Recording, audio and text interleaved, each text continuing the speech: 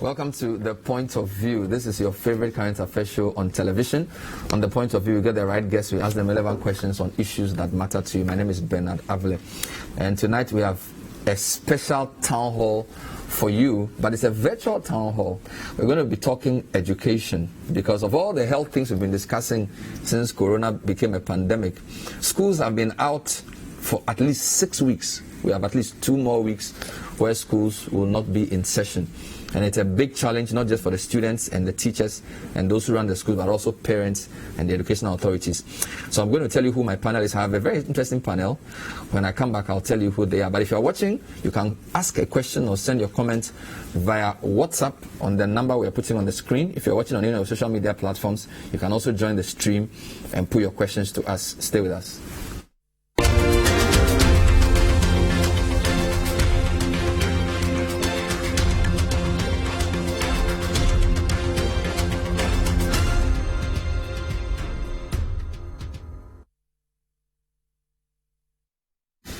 And as we always say, stay safe. Let's obey all the rules that have been put out by WHO. Wash your hands with soap under running water or use an alcohol-based hand sanitizer. Don't touch your face. Sneeze into your elbow. Dispose of the tissue. Now we are all masking up. So we have 2 types. This is the disposable one, which I'm wearing. There's this one I wear when I close the show, when I go out. In studio, I have the Deputy Minister for Education and Member of Parliament for Bosomtwi in the Ashanti region, an educationist by training. He's a teacher, he owns a school, and he also does research on education. Dr. Yaw Osei Adutum, great to have you. Thank you for inviting me. I can hardly see your face. It's a very weird interview. I also have all over the world a panel of 6. For now, 5. I have the president, actually the national president of NAGRAT, Angel Kabonu. Angel, good evening. Yeah, good evening. How are you doing? Fine. Are you joining me from home or from work? From home. From home. Great. I also have the SRC president of the Ghana Technology University College, Pamela Abuajiwa-Mante. Hello, Pamela. Hello. Good to have you. How are you? I'm fine. You? I'm brilliant. We also have the General Secretary of the Ghana National Association of Private Schools, Justice King SL. Justice, hello. Hello. Great to have you. And yeah, thank you. Great to have you. I also have the proprietress of Mother Care School and MCS International School at Burma Camp, Sheila Akwe Asari. Madam Sheila, good evening. Hello. Sheila, you've muted your sound. You need to put it back on. I'm happy to be with you this evening. Hello. Yes, we can hear you. I'm happy to have you as well. Great to have you. Yes. And we also have educational consultant and lead consultant for Neogenes Education, Grant Boomo, who's joining us from London. Grant, hello. Hello, Bernard, and hello, Honorable. Great. We will later on be joined by the chairman of the PTA Council, Alexander Danso. So we have a nice sprinkle of students, teachers, school authorities, and politicians. These are not normal times, so I'm not going to start with you. I'm going to start with them. Let me start with Sheila. You are the proprietress of a school, in fact 2 schools. Schools have been out of session since March 15, and they will not be back until 2 weeks, so that will be 2 whole months of no school. How are you coping as somebody who owns and runs a school? Sheila? It's very stressful for us. However, we have tried to engage the children over the last 6 weeks. And we have just currently taken a break to give parents some breathing space, hoping to continue in a little bit. However, all my staff are very anxious to know that things will open up very soon, so that we can all get back to work. However, we are trying very hard to keep things going and to keep the children busy with some work or some engagement of some sort. So we are hoping that this will be over soon. Great. Let me come to Pamela. You are the student leader on the panel. How has school been for the past 6 weeks because you don't have lectures. How are you coping as students? Okay, thank you, Bernard. Well, we've been having virtual lectures as students, and even though we off campus, students have been trying their best to have virtual lectures on to catch up with what is being run during the semester. It's not easy, it's very difficult, but every student is trying to adjust to the situation because we all know that we are not in normal times, and even though we are not in normal times, life must still go on, our education must still go on, especially those in final years cannot wait to see that just a few months to complete school, and then COVID-19 puts a halt to everything. So every student is just trying their best to adjust the situation amidst the challenges. Okay, thank you. Let me come to Angel. You are the president of NAGRAT. So what are teachers saying? How is the 6th week of no school and the whole COVID-19 situation affecting teachers in the public schools, especially? Angel? Well, unfortunately, as a nation, we have not taken IT very seriously. We've not taken technology very seriously. And COVID-19 is really exposed us big time. You see officials attending speech and prize giving days, ceremonies all over the years. They tout the importance and relevance of IT, but we've not gone beyond the flowery talk, and we have been stripped naked. As teachers, we are in a very confused state because a few teachers within urban areas are trying as much as they can to reach their students through technology. But I can assure you that even the technological coverage, even in the urban areas, is very, very challenging, very, very challenging, let alone the rural and the hinterlands of our country. The fact of the matter is that all over the years, we have not established the infrastructural foundation to ensure that technology is used in transmission of lessons. We have not.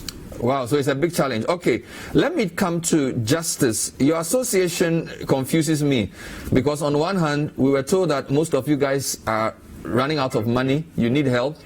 But I think 2 days ago, you went to donate 50,000 cedis to the COVID-19 fund. So I don't know what's going on. Is it that you are broke or you have money to spare? Justice, what's going on? Okay, thank you very much.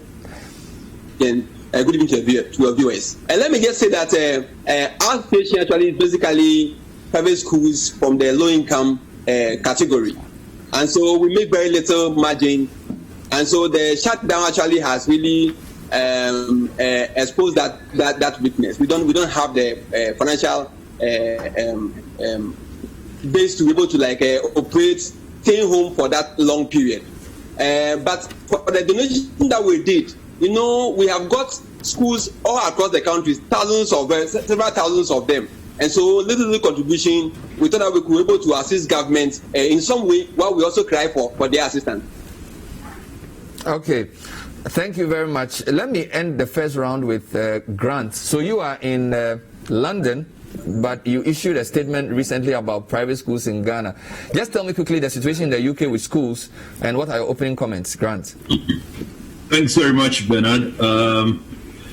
At the moment, schools are shut, but some provision being made for children of frontline or key workers, children in school. So some schools are still open. So we have children with special needs and also children of frontline staff workers attending the school.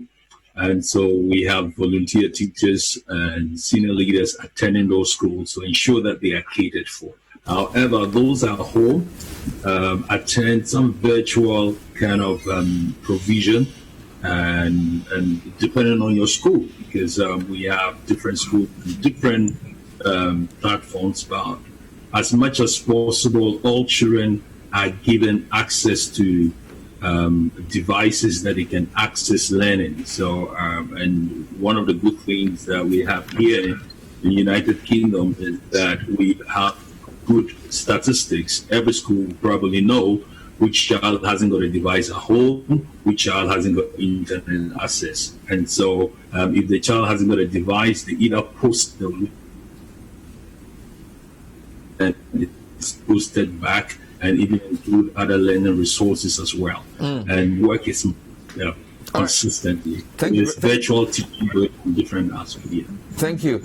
Let me just announce that we've been joined also by the chairman of the PTA Council, Alexander Danso. He will speak for parents.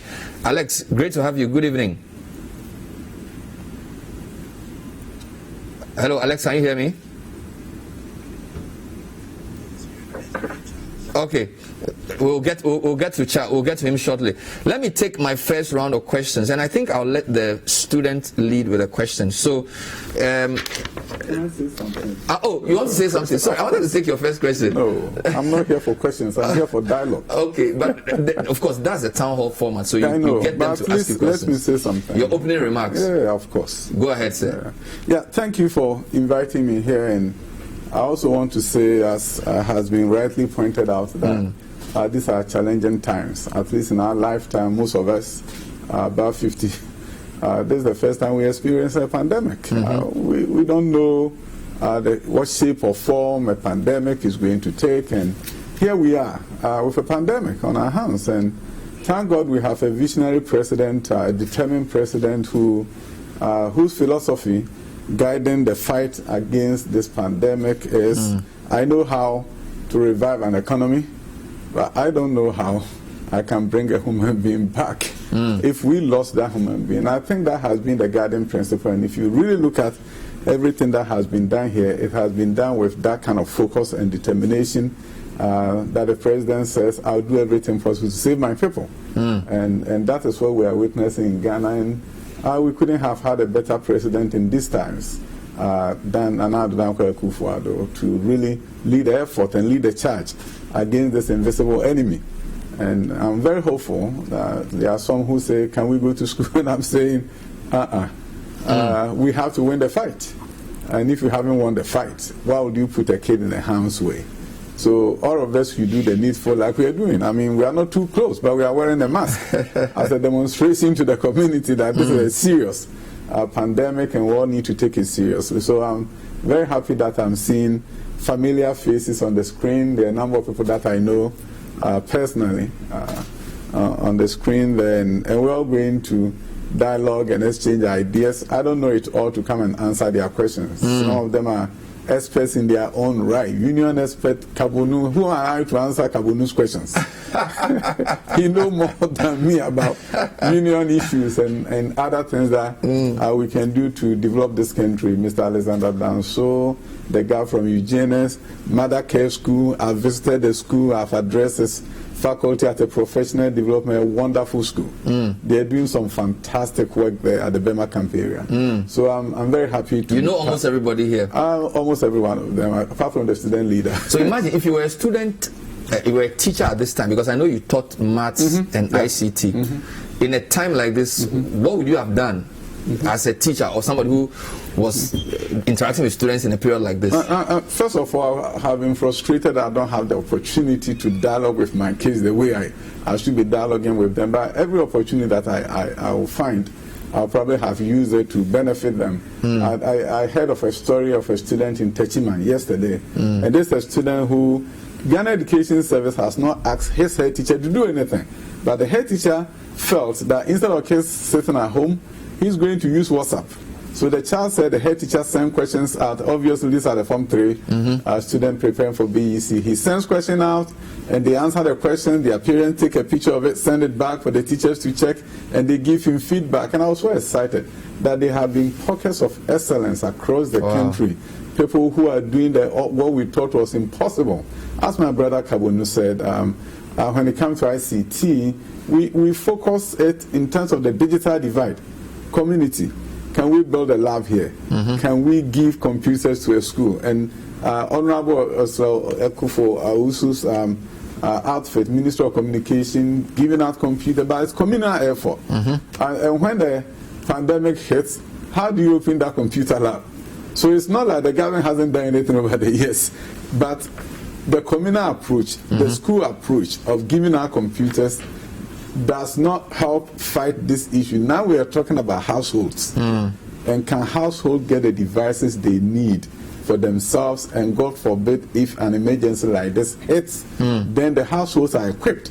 And that is how you bridge the digital divide, the poor and the rich. And the divide between them is then bridged. And in emergencies like this, the poor kid can get to use it at home, and the rich kid can get to use it at home. Brilliant. I'll come back to you on the school ownership, because I know you own a school as well. So you've gone through the whole chain, from student to teacher to school owner to minister. But let me go to SRC President Pamela Aboajiwa Mante, GTUC. Pamela, what's your question for the Deputy Minister? Okay, my first question for the Deputy Minister is about students and their fee payment. A lot of students are unable to complete their fees, payment of fees, because of this whole pandemic and issue. Some of the factors are the student loan trust fund have not disbursed the funds to the various beneficiaries yet, and also some students who are workers who do minor jobs to support their education, most of them have lost these mini jobs and they're unable to raise enough funds. Also, most parents and guardians supporting these students have also lost their jobs. They've been laid off. Some of them have been laid off, and yes, these are some of the factors contributing to it. And students are unable to pay their fees, and we have exams coming on soon, and most institutions are insisting that students pay most of their school fees or probably clear their school fees before they are able to write the exam. So my first question is, what is the government going to do to support these students once the various agencies have also not come out to release the various funds to support the students?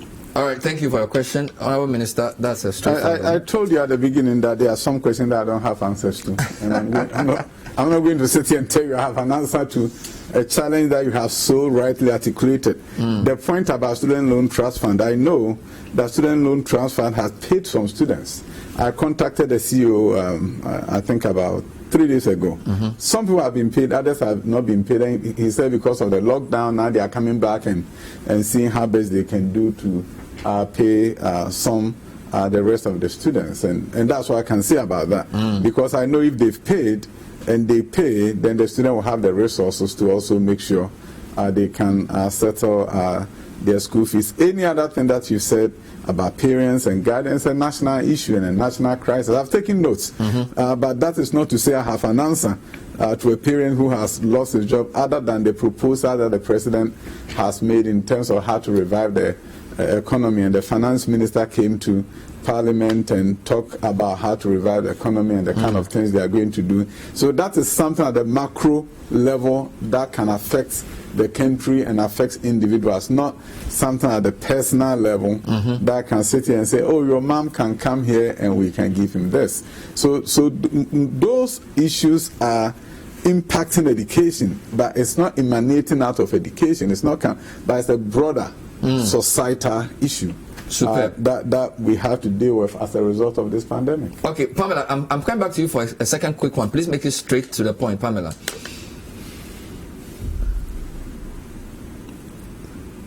Hello, Pamela, can you hear me? Okay, if you can't... I can hear you. Yes, I was wondering if you have any other question about the online learning, because I know a lot of students have reached out to me about the examinations they are going to write and whether they are ready to use that system. I don't know whether GTUC has that problem or you guys are okay.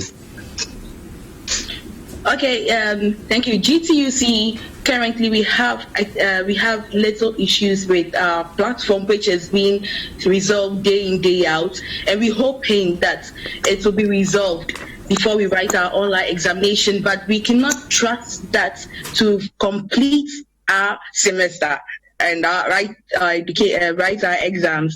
And just this morning, the Honourable Minister of Education, Honorable Matthew Poku-Pempe, mentioned that public universities will not conduct online examination, and private institutions such as GTUC asking so many questions after that interview, that what is our fate, and students, are we going to write online exams amidst the challenges, the data challenges that we're having, and also students, the online platform itself causing one or two issues here and there, which the management have promised to resolve, but we also do not know if it will be done before the exam. So these are most of the questions that students are asking. Thank you. Yeah. I think that's a fair question, and I've heard that question from other students. Is there a policy about exams for universities using online? I think she quoted the Honorable Minister and what he said, so I think that settles that.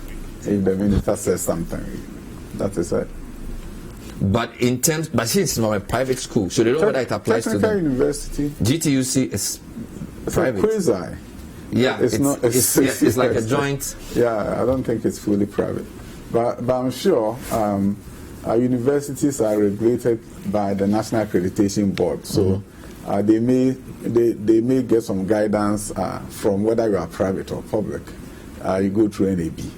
So I think NAB can offer some guidance in regards to private universities so that they will be appropriately informed. But I'm sure if we say that the public universities are not going to do online exams, that is how it has to be. I'm sure the universities will be dialoguing more at the private level to see what their fate should be and what they need to do. So for public universities,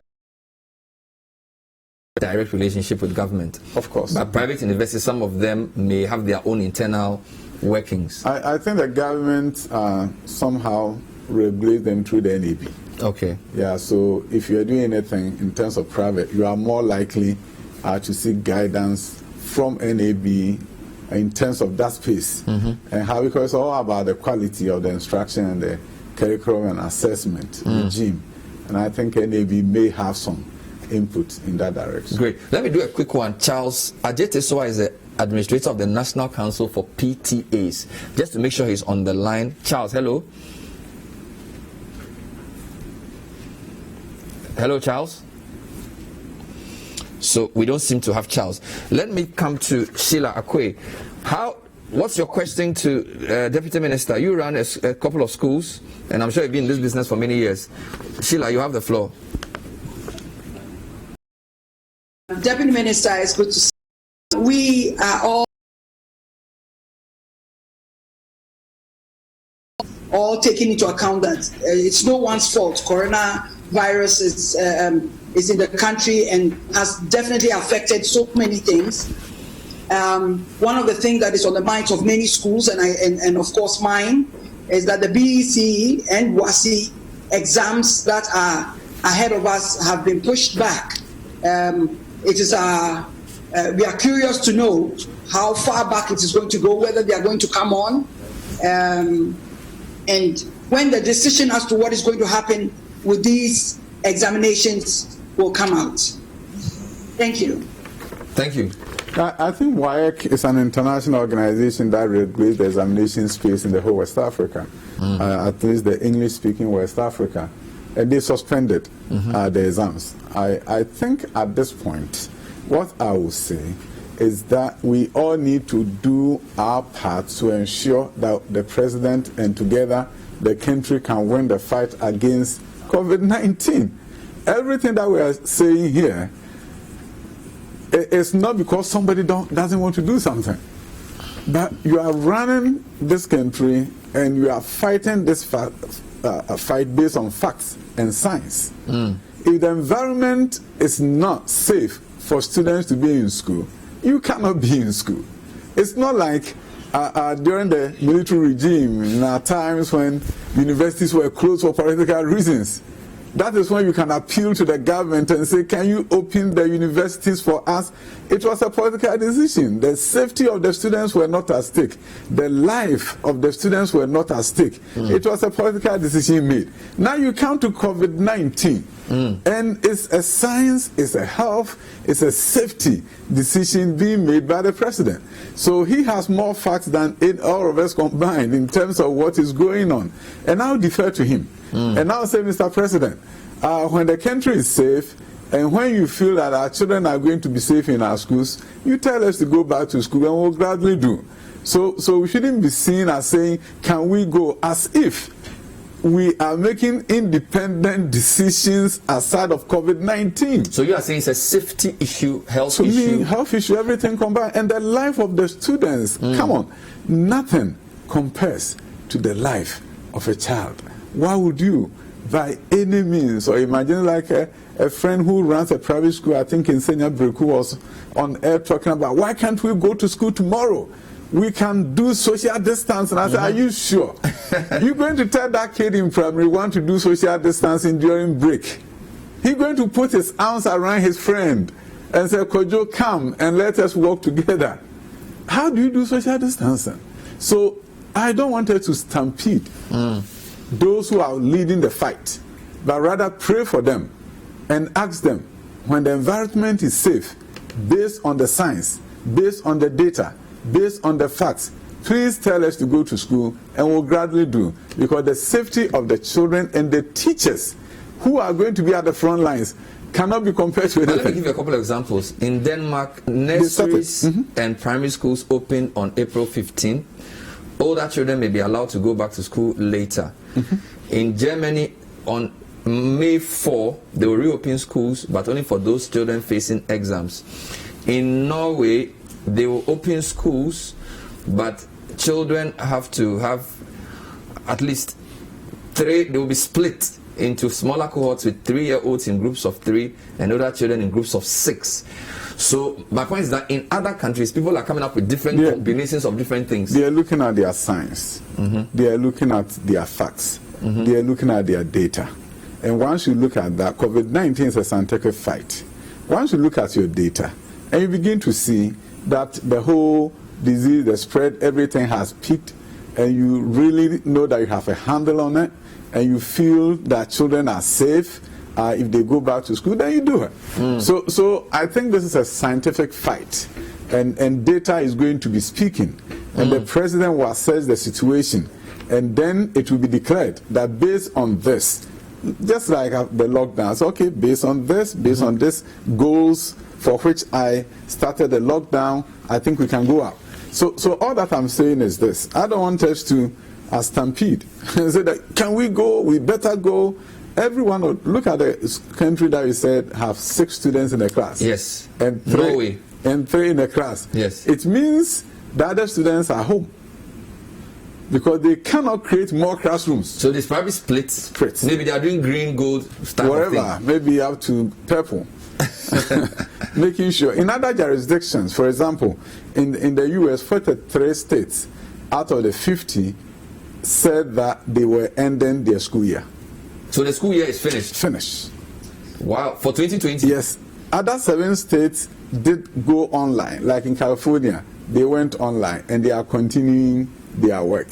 In other places, they are doing it and it's just an intervention, not necessarily something for them to take an exams and that kind of thing. So every situation is different.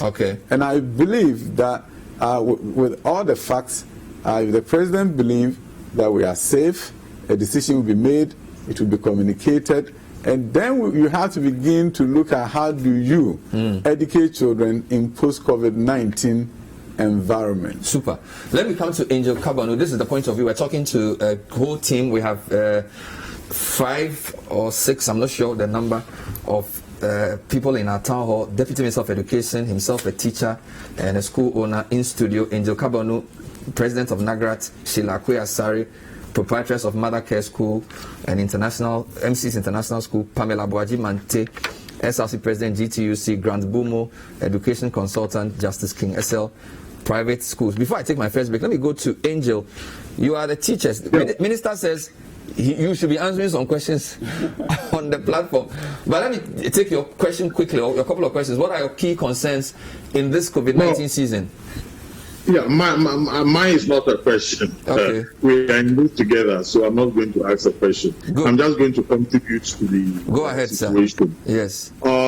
Yes, I agree with the minister that post-COVID-19, we should begin to re-evaluate our relationship with technology. We should begin to ask ourselves whether we should not start doing things differently in communicating information to our students. It is an indication that there is a lot of work for all of us, teachers, students, politicians, and everybody. There is a lot of work for us to do. Again, I will agree that no one should stampede the government in compelling the government, putting pressure on the government to open schools. Look, the numbers at the time the president addressed the nation was at, I think, 1,000 something, and now we are around 1,600 and something. The death is also gone up. What happens in a school of 2,000 students in Presbyterian Boys Secondary School, all sleeping in dormitories, in a classroom of over 50 to 60 students? If one student is infected with coronavirus, you know what is going to happen. Once again, we know the nature of our senior high schools in this country. We know the nature of our basic schools in this country. I went to one basic school at Avle, and the total number of students in one class is over 70. Who is going to tell a class 1 child that social distancing? The moment you tell the class 1 child social distances, he will prove to you his understanding of social distance by coming closer and closer. Please, let us not stampede the government to open schools for there to be any calamity, because when it gets into the younger generation, we will all be laughing at the wrong side of our mouths. Angel, a quick question for you. A lot of private schools are trying different things. Some are using WhatsApp, some are doing online courses. I do know that for public schools, it may be more challenging because the parents may typically have less means, the students may be more, and the teachers are under more stress. So give me an idea of what some of the teachers are trying. Are they trying anything at all, or because we don't have a system for online learning, your public school teachers are just waiting? They're not doing much. No.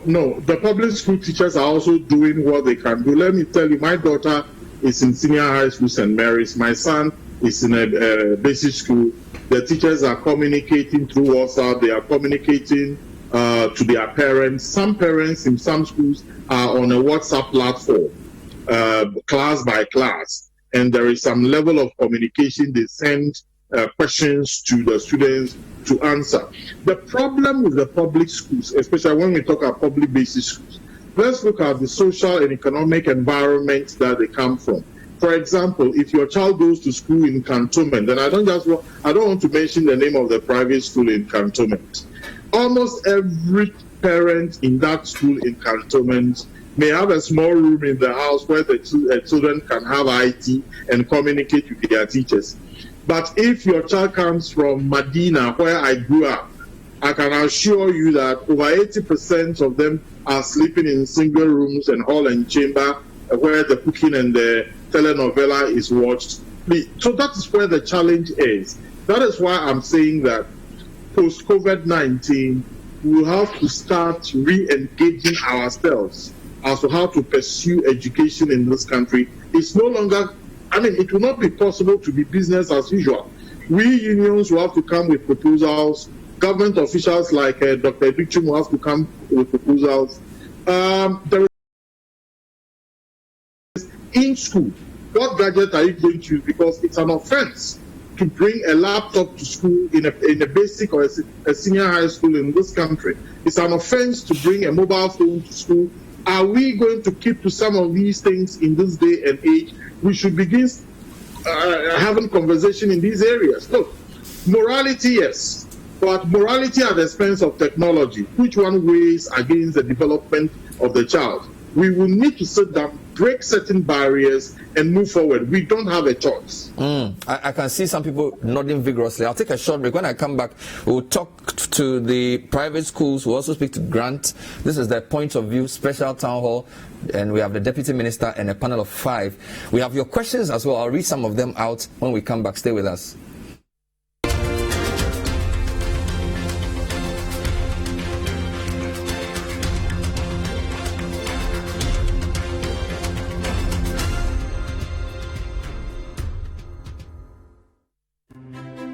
Imagine if you can get all the understanding on some of the difficult subjects you struggle with in school. As a student, do you feel dissatisfied with how hard it is to figure out a subject you're learning? Or as a parent or guardian, do you worry that your child is struggling to understand some of the subjects in school? Well, now you don't need to sign up for extra lessons or tutors. Simply tune in to Class Act, Mondays to Thursdays at 5:30 p.m. on City TV. Class Act is a show that seeks to enable senior high school students gain a much better understanding of what they learn in school. All you need is a TV, a chair, your notebook, and your pen. Get clarity on subjects such as maths, English, IT, and science. Class Act airs every Monday to Thursday at 5:30 p.m. on City TV on DSTV channel 363 and GoTV channel 182. Don't forget your pens, pencils, and your notebooks, and tune in to Class Act only on City TV.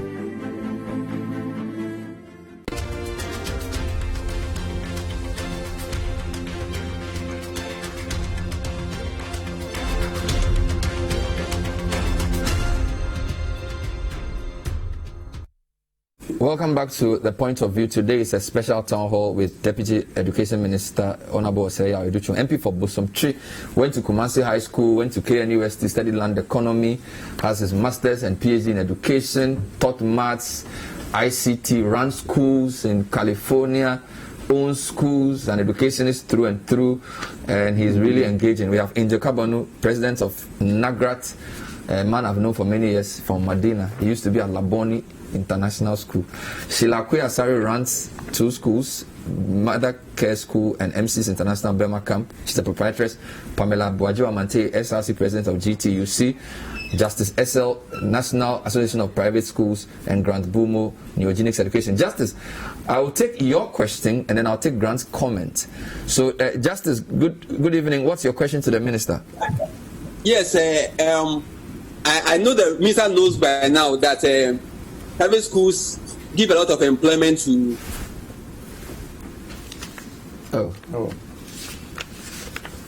Education. Yes. In these difficult times when we are trying very hard to see how we can leverage technology to teach the children, what is the ministry doing? Maybe try to dialogue with other ministries to make sure that cost of internet is a bit more affordable to our students. Okay, so that's your question. Cost of internet, private schools. I think that one you have the answer. Well, I mean, it's not within the remit of education. That's a communication ministry issue. They are the ones who work with the telcos, and I don't know what initiatives that they've begun at this point. So it's not something that I can speak to, because it's not education that dictates those issues. We don't regulate that industry. We happen to be an end user, and especially in this critical moment. So it's not something I can give an answer to at this point. At this point, I like your honesty. Let me take Grant from Neogenics. So, Grant, is yours a question or a comment? Hello. Hi. Hello. Yes, you are. Yes, go ahead. Yeah. Thanks very much. Hello, Honorable. I know honorable statements are almost like a disclaimer. Very difficult to pin him down, but right.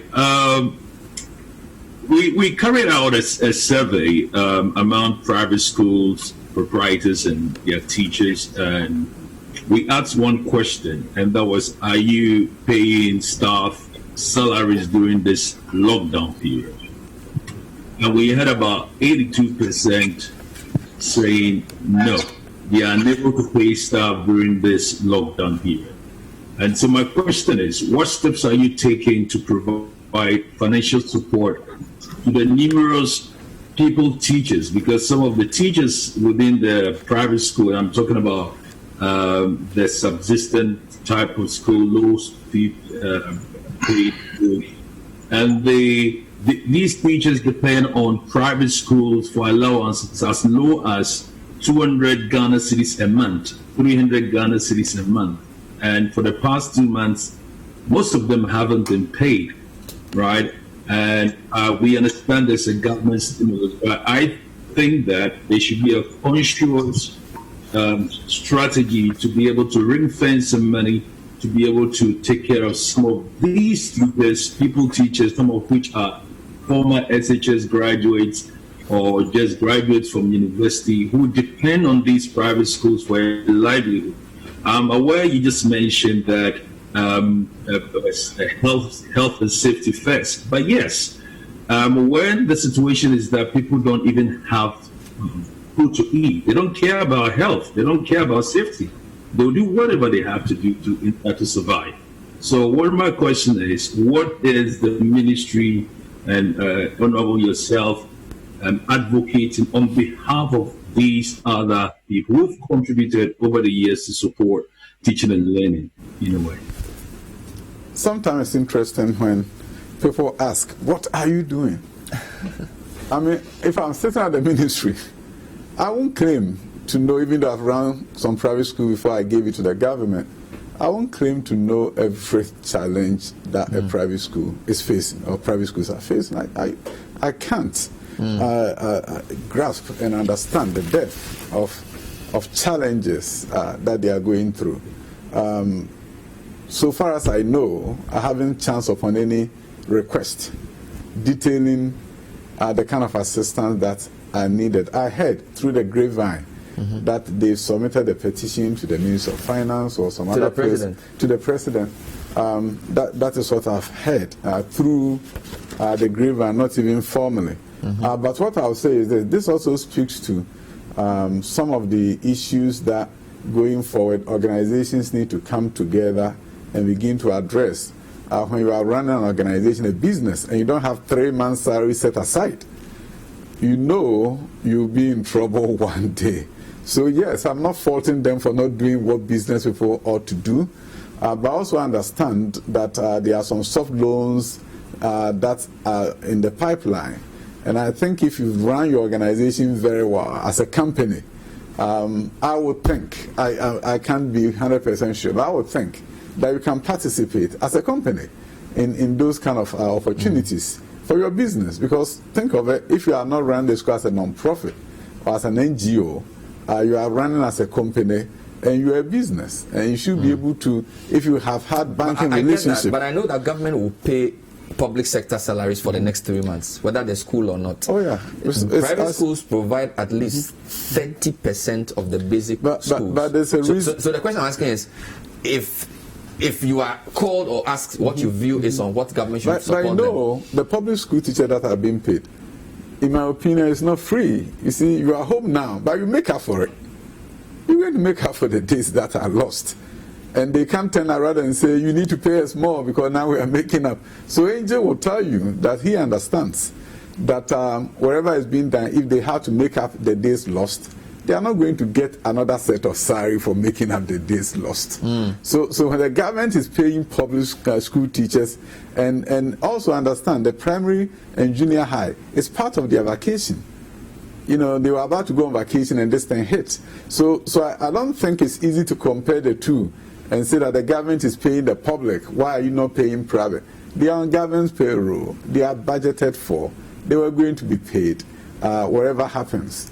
And if some days are lost, they will make it up anyway. So I don't think you can't say that government will have money to support private schools to pay salaries. No, I cannot. You cannot sitting here say that there's some money here and come and have it.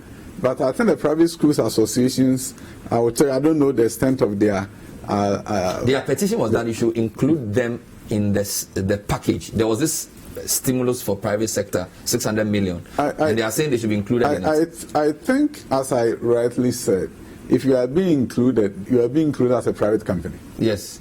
So when that opportunity is there through the banking institutions, of course you can. Now, should they not be given a special treatment because they are providing a social service of education? It's not like they are producing shoes. No, I'll tell you. Training our kids. I don't know what the Minister of Finance is doing in terms of deallocation that will come out of the stimulus, but what I can tell you is example that I know from other places where schools like mine, California, for example, qualified and participated on the basis that it's a company. And they have their taxes together and they paid everything that they are supposed to pay, and as a result they could participate. I haven't seen the guideline yet for the stimulus. I will not be able to sit here and make a definitive judgment, but I have heard through the association, that they are making some progress and they are talking. I'm very hopeful and I'm praying for them that their requests will be met. But there are some private schools that are also moving forward, and they are doing some unique things for their students, and they are in partnership with their parents. And so we have different categories of private schools, and everyone is probably in a different situation, and they deal with their challenges differently. But aren't you concerned that if 82% can't pay salaries and this continues for a long time, some of them may have to close down? And will that not create some gap in the system? Because we do appreciate the role they play in complementing the public. Are you not worried that if this thing persists, we may have a completely different landscape by the end of the year, where most of them will have collapsed? The point of the matter is that I've gone to Mother Care, very good school, run professionally. I don't think Mother Care is going to collapse. Mother Care will collapse? Sheila, are you there? Yes, I am. Will you survive? Thank you, Deputy Minister. Yes, I believe by the grace of God we will not collapse, but we also do have our challenges. Yes, of course. Of course. Everybody, including my brother here. And I think there's a reason why we are not paying water bills and electricity, because of the challenges. Let me ask her a question. That there are challenges. Madam Sheila, are you charging full school fees, or how are you managing the money side of things? We also have a backlog of salaries to pay. So that is a huge worry for us. We are believing that we can be also part of the package that the government will help private businesses. However, we still believe that we need to move forward. So we are planning ahead with how to engage our students. So we are doing things whether there is money coming or not. But that is not to say that we don't need the help. We do need the assistance. Are you charging full school fees in this period, or you are? How are you managing your cash flow? That's my question.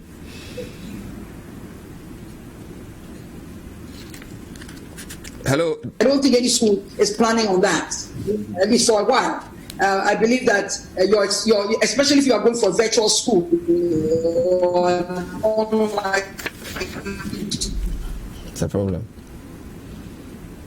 Okay. Where she's connecting from? Yeah, the internet is not working that well. Madam Sheila, we apologize. We can't really hear you. Let me work my way back and then come back to the studio quickly. So, Grant, I just wanted your final comment on how can a private school be innovative in the face of what appears to be lack of resources to cater for everybody. Do you have any quick ideas on what some of these schools ought to be doing so they don't go defunct in this period? Sorry, that is for me. Oh, okay. I believe that all the schools need to get together. It's probably a good idea to reduce the staff to be able to handle the challenges that are ahead. I also believe that schools need to budget properly, because if you do not budget, you cannot just reduce your school fees by 10% just off the top of your head. You need to calculate what your expenses are, and you also need to know if the parents can afford what you have, the package you have for them. And it can be a negotiation or some kind of an interaction between either the school's PTA or the parents to be able to come to a good agreement and to move forward. Thank you. Let me go to Grant in London. Quick comment on this. Right. I think this definitely raises concern, and this is the point where we have to start thinking of how do we manage the private sector properly and begin to think of the private sector education policy. because we have various types of operation and provision within Ghana. I mean, there's no uniformity, there's no consistency, and even there are some schools we run school leaders certificate program, and you meet some school leaders, they don't even know anything about how to budget, how to have a development plan, and all that. And thanks to the deputy minister, he's done a lot with the private school. You know, the new curriculum, new structures, which is in place, that is in place. And partly credit to you, but I wish we could extend that and bring the private sector on board, because there's so much going on. There are a lot of schools that exist that are not even registered, but providing education, right? So there are a lot of things, and I think we should use this opportunity to really streamline things within the private sector if we really believe private sector contribution into education. All right, let me read a few comments online, then I'll take general comments from everybody. So, Franco in Kasua says, Bernard, as the Honorable Minister for me, are there plans of ensuring that private school teachers are going to be paid accordingly as long as schools are closed? Frank, that question has already been answered. Bernard, if the Deputy Minister is saying no online examination, what other options has the Ministry for us students? This is Pascaline from GIJ. GIJ is a public institution. This was said by the Minister and corroborated by his deputy, so you may answer later. Bernard, ask the Deputy Minister about BEC students in the rural areas, because where I teach, there's no network, no light, no road network. I mean nothing, so how do they study?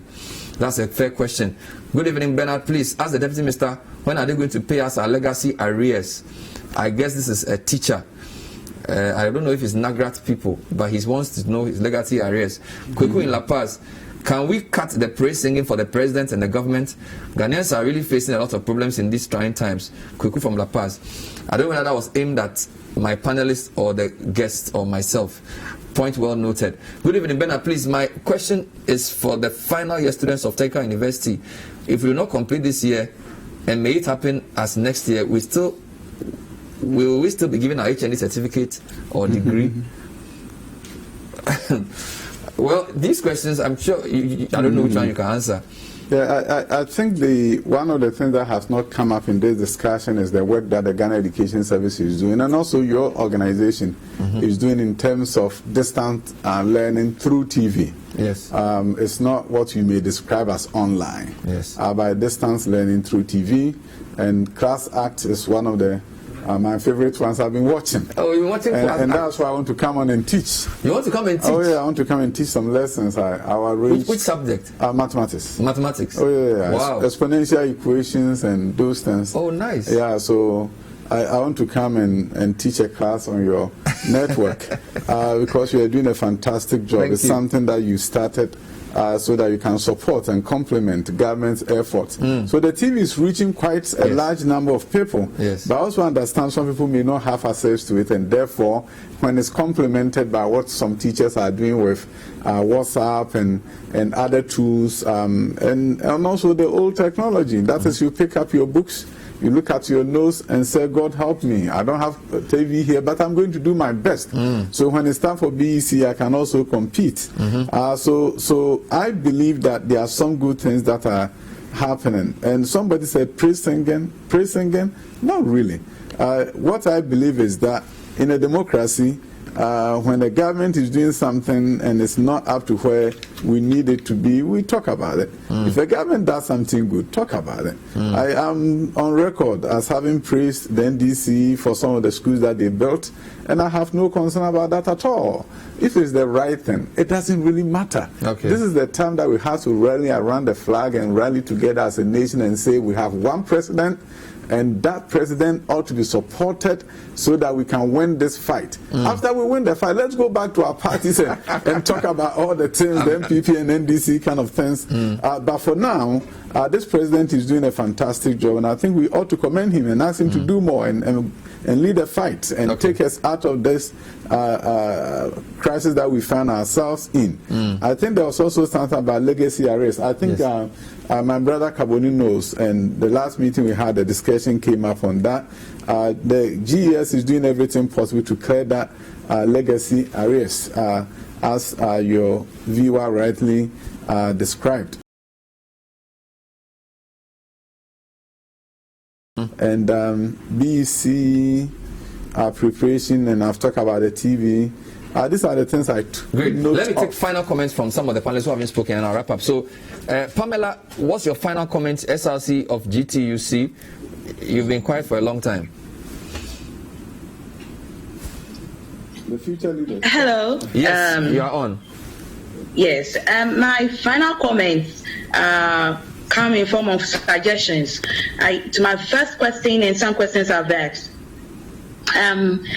To the students unable to pay their school fees during this pandemic, the government have done so well this time in so much social interventions have come on board from the government. I really appreciate that. But we students are also pleading to the government that it should also step in for us as students who are unable to pay our fees. If a suggestion that if all students could be allowed to write their exams and pay their school fees after March with a penalty, a negotiated penalty, and with also their results being withheld until they've done with payment, because at this moment I believe most of our students are unable to raise funds to settle fees, and in 2 weeks most institutions are writing exams. And also another suggestion I have is with the data and internet connectivity, which we would like to comment on. Want to also suggest to the government that this is the point that we need to see the telcos really active to support us, because they've been in existence in this nation for long, and I believe this should come as a form of a corporate social responsibility from them to come up with strategies mapped out with governments to see how we can solve these internet issues. Okay. If this virus is to persist for the next 5 years, what plans do we have as the government? We need to put all these strategies in place. Thank you very much. Thank you very much, Pamela. I appreciate your. Let me take a quick comment from Justice as I wrap up. Justice Kinesel, your final comment, quick one. Thank you. While I want to commend the government for the work being done in the education sector, I think that the private schools have been left to fend for themselves. The little things that they could do to support that sector should be done. Right now we are looking at COVID-19, but when it's over, the minister should look at how to engage us more, because we are the owners of private schools, and we could work hand in hand to see how we can make Ghana better through quality education. Thank you. The engagement level of engagement has not been satisfactory, and the little assistance that we used to get even in the past have all been withdrawn, making the cost of running school very difficult and challenging for people, especially who are in the low-income sector. Of course, they are the majority anyway. Thank you very much. And so looking at that. Thank you. Let me take Angel. Angel, you are here to answer questions as well as answer. So if you had any question you have an answer for, please add that to your final comment. Angel. Yeah, well, let me say that tomorrow the Ghana Education Service is even invited representatives of the various unions to look at the legacy arrears issue. So that one tomorrow, a meeting will address that tomorrow. Now, the second thing I'd like to also say is that to all of us, maybe we need to form some consultative committee of a sort to see how we can practicalize the use of technology. Technology in the area within schools and outside schools.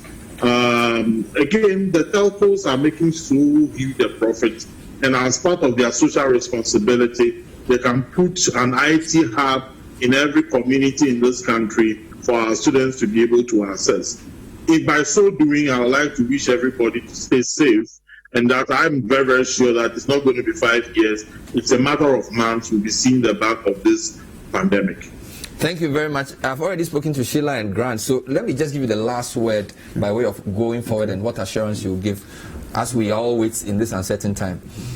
I think what I will say is that I'm praying in support of the president and other people who are at the forefront. I want to commend the nurses and the doctors of this country for being at the battlefront. They've done a fantastic job, and I think they ought to be commended by every one of us when we get the opportunity. If you see a nurse, thank the nurse for the great job that she is doing and he is doing. And if you see a doctor, I also thank him for being at the forefront. Their lives are on the line, and they are doing everything possible to save our lives.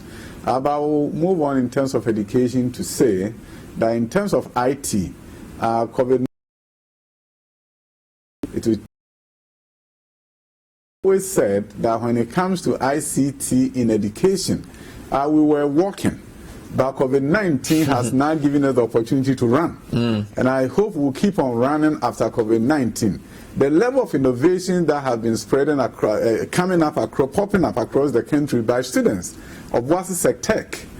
Students there with sensor-based kind of washing sink and all the things that they did there. If you look at Kumasi Technical University, they've come up with a type of vertical bucket that is very different, mechanical type. You put your leg on it and you get a soap, put your leg on the other. Oh, excellent. We have one here. Oh, excellent. So all that I'm saying is this. It's going to take dialogue like this, as I said at the beginning, not for them to question me. And my brother Kubun did not question me. We dialogued. Thank you. And at the end of the day, platform like this is going to help us create an excellent post-COVID-19 world. Thank you very much. Honorable Deputy Minister for Education, Dr. Yaw Osei Adutum, Auhula Justice King, SL, NAPS, Grant Bumo, Consultant, Eugenics, Pamela Mante, SRC President, GTUC, Sheila Kwea Sari, and Angel Kabonu, President of NAGRAT. My name is Bernard Avle. We hope you enjoy the town hall. Stay safe. If you want to take off the mask, it's one hand and you drop it into the bin.